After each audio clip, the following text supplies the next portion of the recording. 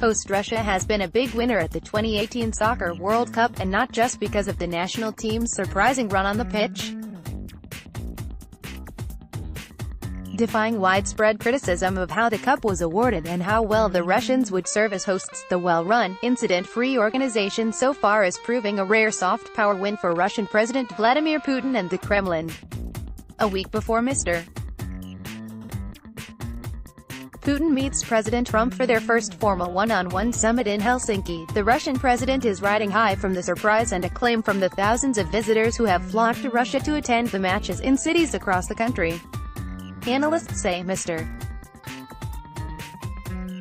Putin will likely ride the wave of good feeling into his future endeavors well after the final game clock expires. As the non-stop coverage of the World Cup comes to a close, Mr. Putin will find himself once again basking in the afterglow and looking for new opportunities to exercise Russian power globally. Former U.S. Ambassador to the Organization for Security and Cooperation in Europe Daniel Baer wrote in Foreign Policy last week. Not wanting to shortchange eager spectators, Russia's federal government pumped around $12 billion into the World Cup organizing effort. Fans have taken notice, praising the well-prepared venues, the streamlined public transit and the unexpectedly warm Slavic hospitality, a hospitality far removed from the country's image as authoritarian and suspicious of outsiders. This tournament is the best I've ever seen. This country has risen to the occasion.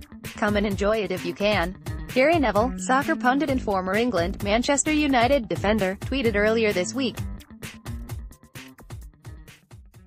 Stories of beer vendors distributing libations just yards away from stoic relics of the Soviet Union and police officers joining the post-match celebrations paint Russia's festive environment for international competition. Fears of racist chants in Russian soccer hooligans terrorizing foreign fans have yet to materialize. In one widely circulated video, a Russian man asks police officers if he can drink his beer in the crowded street. "Are you Russian? Then no. If you're a foreigner, yes," one of the officers replied. The political news out of Russia in recent years has been dominated by the crackdown on dissidents, pressure on foreign NGOs, and the increasing consolidation of power under Mr.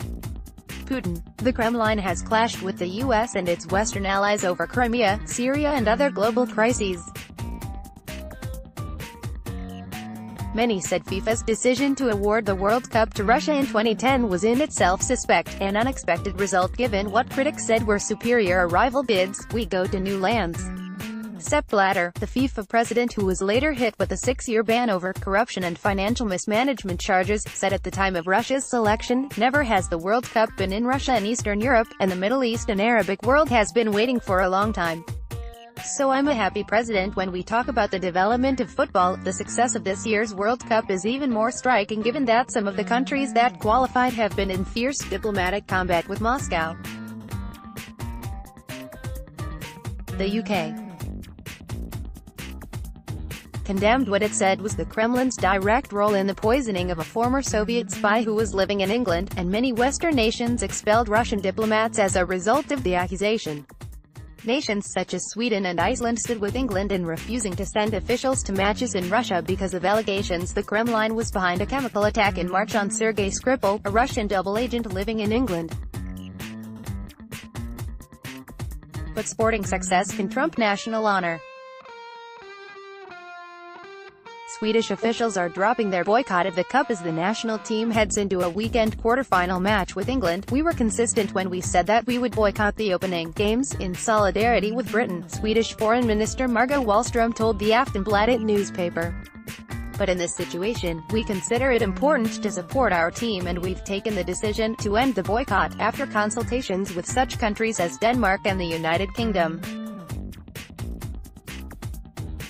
The U.S. State Department had advised American citizens to reconsider traveling to Russia ahead of the tournament because of terrorism and civil unrest in parts of the country.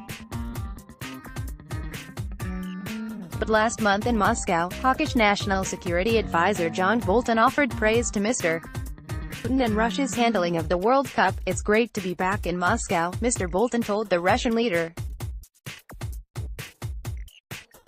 We are most appreciative of your courtesy and graciousness here, and I look forward to learning how you handled the World Cup so successfully. Among other things, the Washington Times welcomes your comments on Spot.im, our third-party provider. Please read our comment policy before commenting.